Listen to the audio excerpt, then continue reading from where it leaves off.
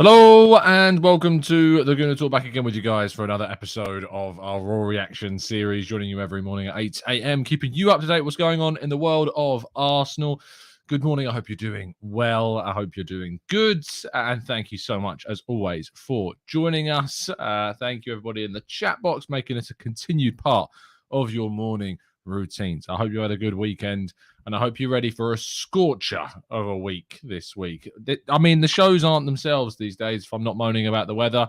No, the shirt is not any indication that Arsenal are about to pull off an absolute madness, although I kind of hope that's the case. And we may be pulling off a signing this week, but it's not to indicate that. It's just I have to wear something loose because, I'm sorry, it's a joke. 40 degrees here in the UK today. That's not Fahrenheit.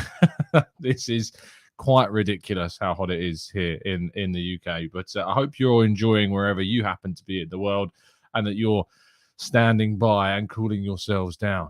Martin, good morning to you. To True Fact, to Simon, Ife, Femi, we've got Paul, we've got Louise, Brad, Damien. Good morning, guys. We've got MFB, Sarvik, Marks, Temi, Pam Rasta.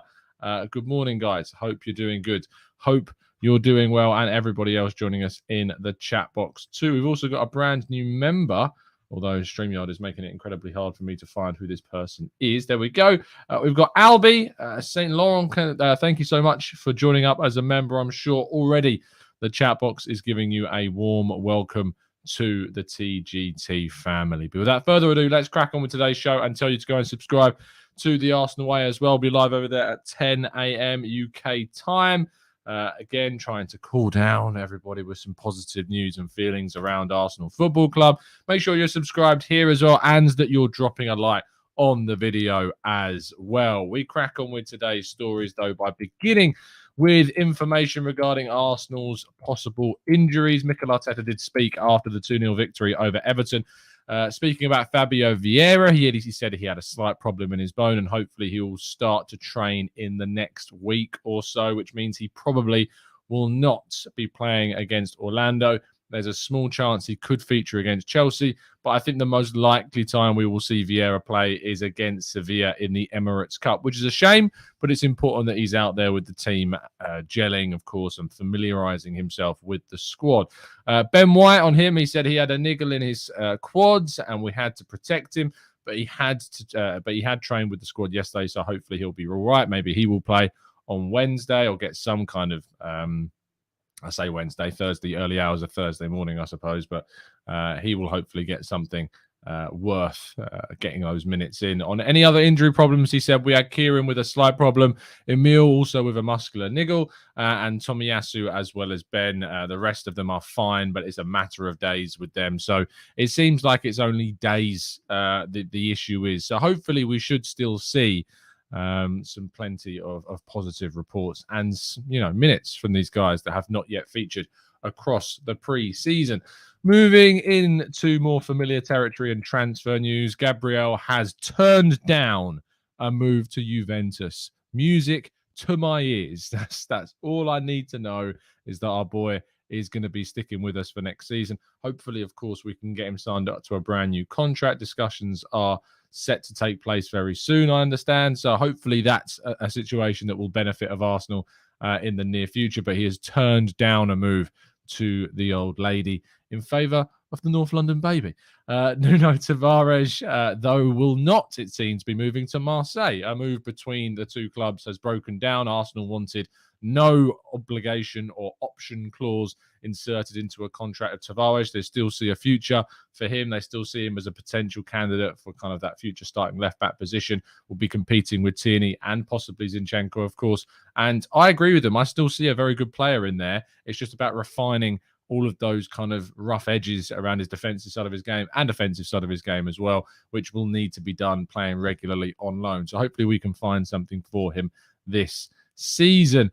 Marcelo Flores is attracting interest not only from Europe but also across the pond in America. MLS clubs are keeping tabs on him and could offer him some first team football up until at least the January transfer window, in which place he would obviously return and we would try and get him a loan move for the next half of the season.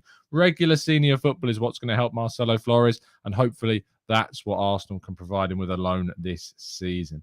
Nicolas Pepe is getting significantly more interest now, which is a really positive step in the future of the Ivorian. West Ham, Everton, Leicester, and Sevilla are now all credited with holding a potential interest in Pepe. Where he ends up will probably be, in my view, if he moves on, either La Liga or the Premier League, considering they're really the only leagues that can probably pay the wages of Pepe. That's if Arsenal are willing to not subsidise, or they are willing to subsidise any of it, but if they're not willing to subsidise any of his wages, a Premier League move makes the most sense to one of those teams. The transfer fee Arsenal are going to need to be a little bit more kinder on, because the 25 million plus that they're supposedly asking for, I just don't think they're going to get for Nicolas Pepe, quite frankly. So they need to be a little bit more reserved with possibly getting hold of him. Now, links to Melo have not gone away. According to Italian media Tutto Mercato, they claim that Arsenal continue to hold an interest in the Brazilian and Juventus midfielder. I can't see this one happening, mainly because he's Brazilian and not called Gabriel. I'm sure that has quite a big impact on whether or not we go for players. But to be honest, even in general, I can't really see this one happening this summer. Arsenal had an interest in the player back in January. There was those links that came out suggesting that a potential swap deal with Gabriel and Rabiot and Arto and a potential cash sum as well to get Gabriel to Juventus could happen. But I just don't see Arsenal moving in for the player at this point in time. This was very much a January opportunity that I think has probably now passed. But who knows? Maybe things will change. But Melo back in the reports and rumour mill regarding Arsenal this morning. Our penultimate story is on Youri Tielemans. Now, Youri Tielemans has indeed returned to Leicester and has started pre-season, of course, with Brendan Rodgers. And Brendan Rodgers has praised him, saying that, you know, he's come back and he's ready and going, like he's never been away, like there's never been any kind of talk about his future. Is this entirely surprising? Probably not. You know, he's a very good professional. I'll give you the exact quotes. He said, "There's no update at all. He's an amazing guy to work with. He's just rejoined the club for pre-season. He's pretty much the same. In training, he's very committed. He's happy in his work and happy at the club. But naturally, with a year in his contract, he may feel he has to look at everything for him and his family. But I certainly know he's committed here whilst he is here." I'll have a good chat with Youri next week to get privately what he's thinking. But it won't change whether he's leaving or staying for another 5 years. He'll still be super committed. So Arsenal, I think, are ultimately waiting to see if they can get this deal done for a cheaper figure than they necessarily have to. I think that's the big stumbling block now for Arsenal, is that they feel that there may be the price tag for a player of the year left on his deal of his level, especially when there aren't really that many suitors in for Tielemans right now. The difference between him and the Jesus deal is that there were loads of clubs interested in Gabriel Jesus. So Arsenal moved to try and get as best of a deal for themselves as they could. Tielemans, there doesn't seem to be the same level of interest. Otherwise, someone would have absolutely snapped him up by now. And I think that Arsenal believe that they can get Tielemans for an even cheaper deal than we were talking about before. You know, the 30 million pound marks. Maybe they're going to try and get him for around, you know, the lower end of that spectrum. But we'll see, because it is odd that they've not yet moved for him. Maybe that's a signal that they are looking elsewhere. And we kind of knew that they were looking at other potential targets, and more of an attacking player would likely be the next option, considering Zinchenko, who, let's move on to our next story, being Zinchenko, can cover that midfield. He has travelled with Man City to the US for their tour. He was included in their pre-season tour and was always planned to go. And of course, going out to the US means that he could join up with Arsenal's pre-season tour very, very easily. Just taking a plane across the States effectively to get hold and in with the group of Arsenal players. But this is a deal that is getting very, very close to happening. A deal between Arsenal and Manchester City was agreed at around £30 million, slightly cheaper than the £35 million that we originally thought he would go for. And this has just proven to be a very good deal for Arsenal overall. If they can get this deal done and Zinchenko agreed, it didn't seem like personal terms would be too much of a problem.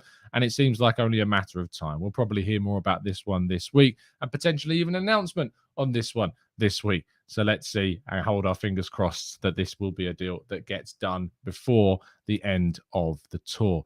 And there you go. That is all of today's stories. We're going to move to the second half of the show, which is the opportunity for you guys in the chat box to make sure that you're throwing in any of your queries, your questions, your theories and thoughts, and we'll try and answer as many of them as we can in the time that is left. There's over 1,000 of you tuning in. Do drop a like on the video. It really does help us out. And subscribe to the channel to make sure you keep up to date with everything going on in the world of Arsenal's transfers every single day, plus extra content around Arsenal as well. It's not just news, it's discussion, it's debate and opinion too.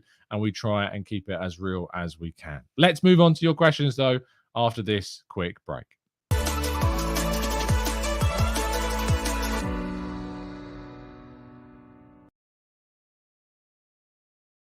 Okay, then. Let's jump into the chats. Let's go to Clock Orange, who says, I saw news where Gakpo was left out without any information from the PSV tour. Interesting indeed. Whilst I was searching through all my Arsenal stuff to get the show together this morning, I must have missed that. But apparently, Gakpo has been left out of the squad. That's very interesting indeed. Obviously, Arsenal's had an interest in the player.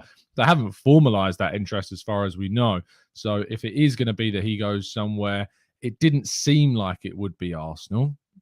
But that might change. Arsenal have had to go through different number of alternative options in a number of positions. It does not mean that they won't go for someone like Gakpo. Christos says, hi, Tom. What additions do you think we are going to make after Zinchenko is announced?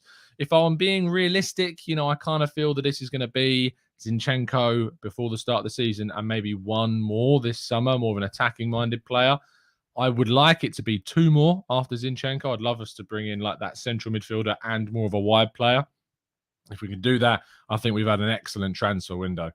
But if it is only to be Zinchenko and one more, I don't think I'd complain wildly. We've already brought in, 4 players in Jesus and Marquinhos and Turner and Fabio Vieira. We add Zinchenko to that. We add another midfielder, I think, to that. And you're looking at a good window. There aren't many teams that go out and bring in 6+ players to the senior squad during a transfer window. Arsenal need to be in a position where they're not doing that. I know we love talking about transfers and we love seeing new players come into the team, but we want to be in the level of City and Liverpool where they're only adding and needing to add the 1 or 2 players every summer.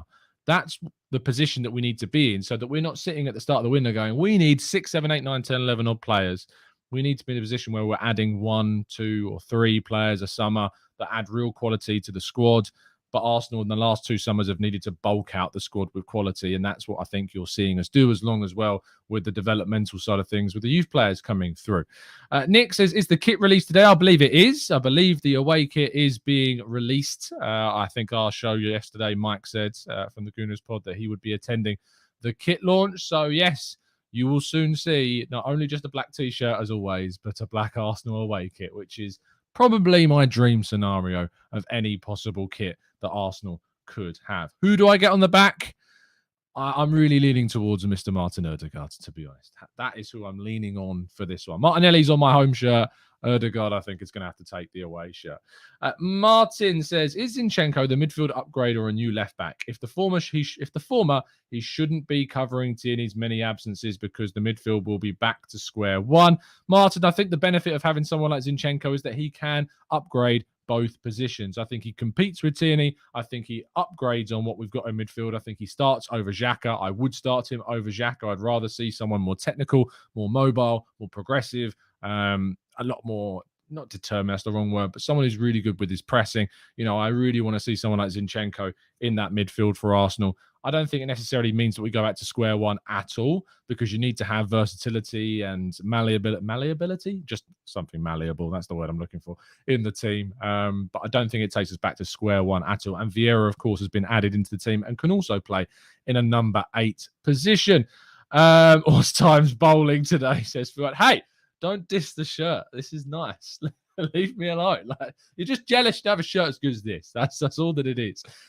Reese says, Tom, do you think that we should use Colorado's MLS team to use for our youngsters? Potentially. The issue with using MLS teams is obviously that their season runs on a different timeline to our own. So by January, they aren't playing. And that's the problem that we kind of had. Let's go to let's just get rid of you because that's just rude in the chat box. Manu says, talking about bringing in new senior players to the squad, we haven't seen any academy players so far, have we? I mean, new academy players last season. Patino got opportunities, of course. We saw players go onto the bench like Hutchinson and Flores and Zach Swanson, who's now left, of course, and Alabiosu. Agungbo was on the bench as well. But we haven't necessarily seen anyone new besides Rule Walters this summer. Okonkwo's been getting a couple of chances as well too. He played in Germany, if you remember. But yeah, we haven't necessarily seen any new academy signings into the squad. We've seen a lot of renewals, but we haven't necessarily seen any signings. The last signing I think we made was Lino Souza. He joined us, of course, from West Brom. But there is a lot of talent coming through from the under-18s and being promoted to the under-21s. So I think that's probably why you've not seen necessarily any signings made in that area. But we'll see if anything changes in that regard before the end of the transfer window. Of course, with the new coaching setup, they have to get involved, they have to get integrated, and then they might thinking about, with time sparing in the window, about if they can get any more players in.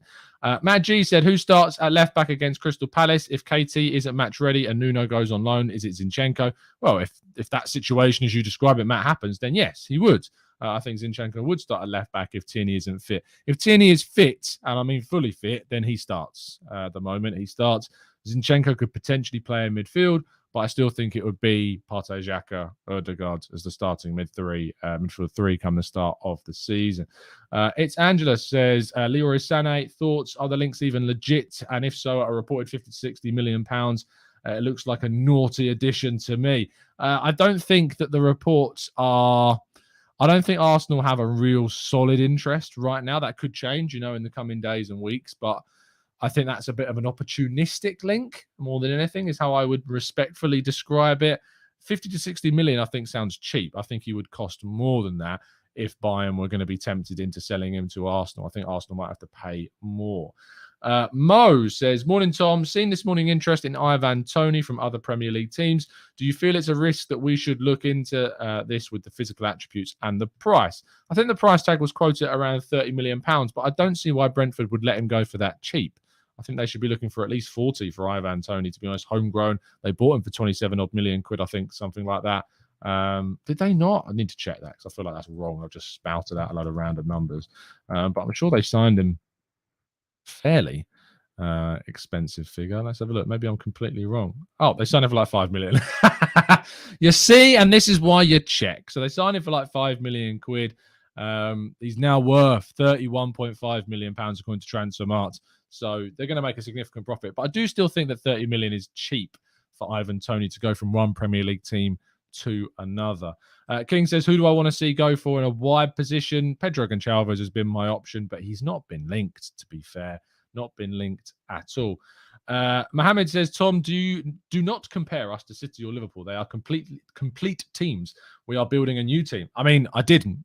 I said we need to look to becoming those teams. And if you are in the position of becoming one of those teams, that's where you start adding 1, 2, 3 players a summer.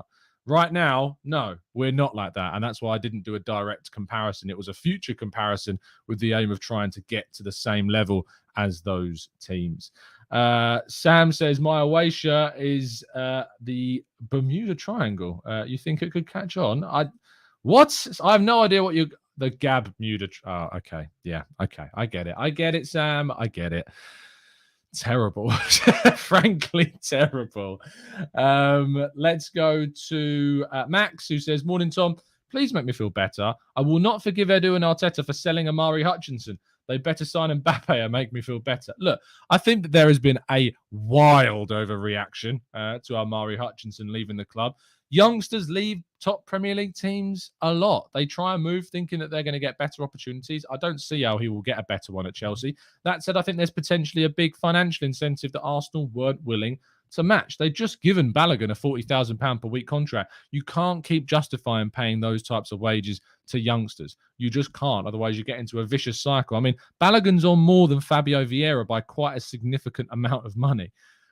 We need to make sure that we measure the decisions that we make, and we can't just keep putting those players on big wages. He's not even the best talent in the academy. That is Marcelo Flores for me by quite a distance. So I just don't think that it's something I'm going to lose my head over at all.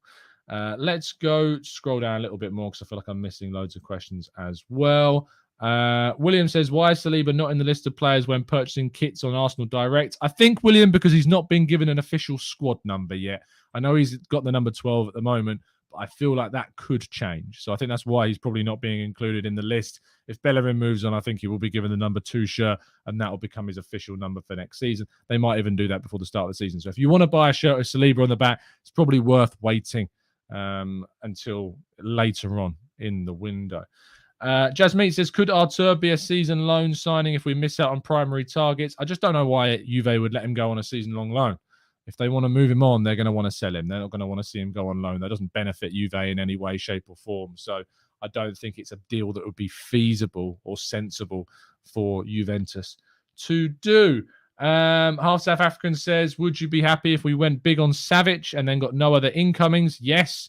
If we ended up signing Milinkovic-Savic, that's a world-class addition to the squad, and that is the level of player that I would love to see brought in to the team. Let's go to Kieran, who says, early prediction to standout player this season. That's almost impossible, Kieran, but I think it probably will be Gabriel Jesus based upon what we've seen so far. Daz says, why is Norton Cuffy not part of pre-season? I think, as I've mentioned before on the show, they've used pre-season as a chance to really give opportunities to the senior figures, maybe even use it as a bit of a shop window for some of those players. And as they look to move them on, they're trying to, give opportunities to allow teams to see these players play. So maybe they can sell them for a little bit more money. Wrath of Aries says, people forget Chelsea never gave youngsters a chance before. Lampard, they let too many players leave, like De Bruyne. They did let a lot of players leave, of course, but you can't keep everybody. And look, Chelsea haven't exactly suffered because of that either. Sure, other teams have benefited from those players like Salah and De Bruyne. You're not going to say that they aren't. But at the same time, Chelsea have won 2 Champions Leagues. They've won Premier League titles. Arsenal will hopefully get to that stage one day again if we continue to make more sensible choices. And I just don't think putting all our youngsters on huge wages just to keep them for the sake of it is a smart decision, considering the state of play financially with our team and the wage structure of the club that we've tried to address significantly in the last 3 or 4 years. Gooner Jake says, any team news on Patino, Flores being left behind? There was a friendly, I think, 2 days ago. I think they played against Dulwich Hamlet, and I think Patino was involved in that game. Flores, I imagine, probably was too. He did play in the game against Hereford, and he scored in the game against Woking. But there is frustration, and I'm looking forward to hopefully someone asking the question to Mikel Arteta about why they didn't bring that many youngsters on the tour and some of the reasons as to why they didn't either. Let's try and find some more questions that I've definitely just skipped past. Hector Wild says, we need a De Bruyne type player such as Paqueta or Szoboszlai. Big output numbers from the number 8. Who do you think? Well, we're hoping that Vieira can do that. His numbers last season for Porto playing in that attacking midfield role were very good. I think he got something like 7 goals and 12 assists, 19 goal contributions. If you can get 19 goal contributions for your 8, that's an insane number in the Premier League. I'm not looking and seeing that. I'm expecting that to be translated immediately across from the Portuguese league to the Premier League. It's going to take time for him to adapt. But they're the types of numbers that we need to start seeing. Odegaard needs to step up.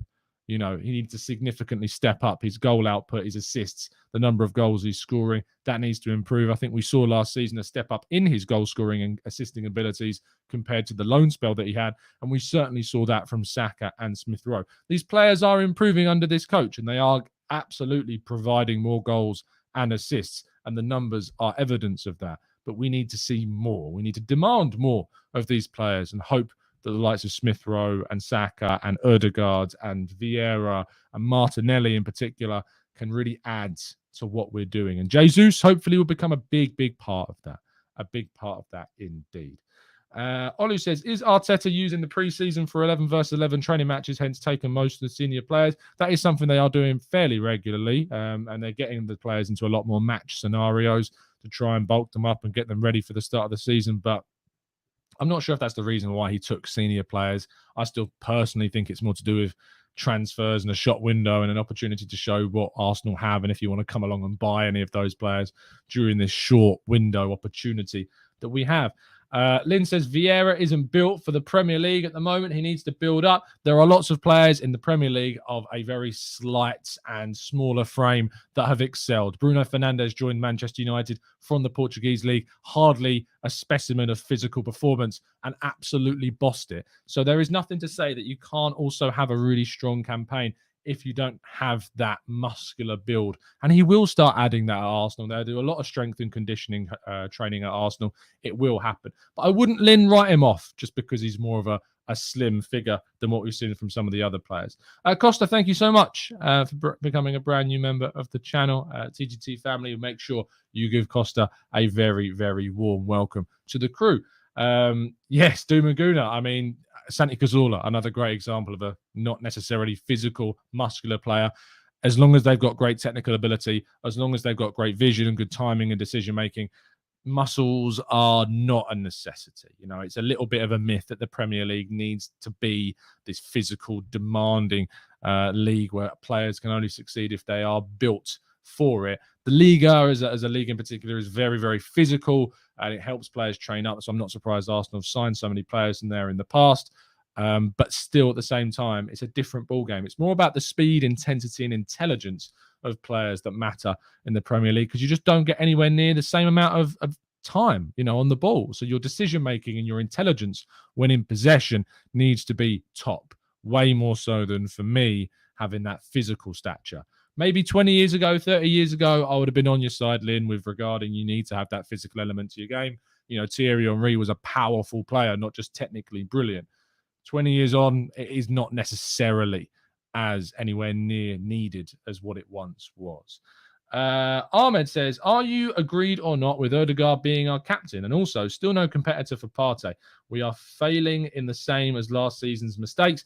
Odegaard is the standout option for me. That doesn't necessarily mean that that's, you know, fantastic news. You know, I wish Arsenal had a better standout candidate for the captaincy. Kieran Tierney would be, but he's just not reliable enough. His fitness is just not there. So Odegaard for me is the standout option as a captain from a personality perspective, from a likable perspective in the squad. He's very well respected. He's very demanding of his teammates, all of that sort of things. But to be honest, you know, the captaincy side of things, there aren't players out there anymore like your Vieiras and your Tony Adamses of this world.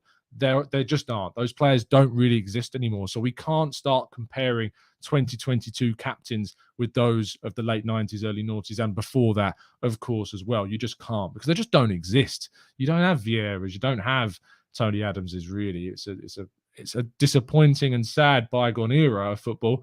But Odegaard is the standout captain. Regarding bringing in a competitor for Partey, we've talked about this a lot. You know, Arsenal have got Partey and Xhaka and Lokonga and El Neni all at the club.